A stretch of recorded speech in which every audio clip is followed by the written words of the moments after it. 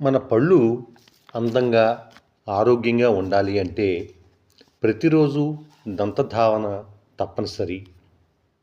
మరి ప్రతిరోజు బ్రష్ చేయటం ఎంత ముఖ్యమో అలాగే వాటిని తరచుగా మార్చడం కూడా అంతే ముఖ్యం. ప్రతి 3 నెలలకు ఒకసారి టూత్ బ్రష్ను మారుస్తూ ఉంటే మంచిది అని చెప్పి నిపుణులు తెలియజేస్తున్నారు.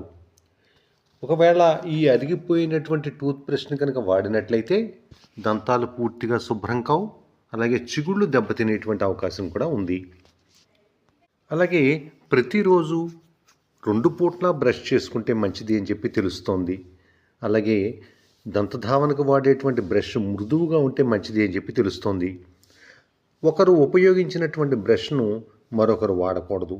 అలాగే 2 నుంచి 3 నిమిషాల పాటు బ్రష్ చేస్తే మంచిది అని చెప్పి తెలుస్తోంది.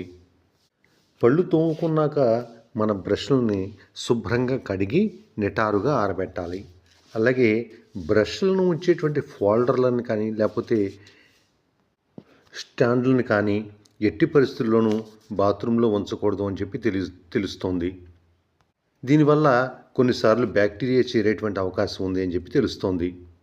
అలాగే వారానికి ఒకసారి వేడి నీళ్ళలో కొంచెం ఉప్పు వేసి అందులో బ్రష్లను కడిగితే మంచిది అని చెప్పి నిపుణులు తెలియజేస్తున్నారు. కాబట్టి మనం టూత్ బ్రష్లను ఎప్పటికప్పుడు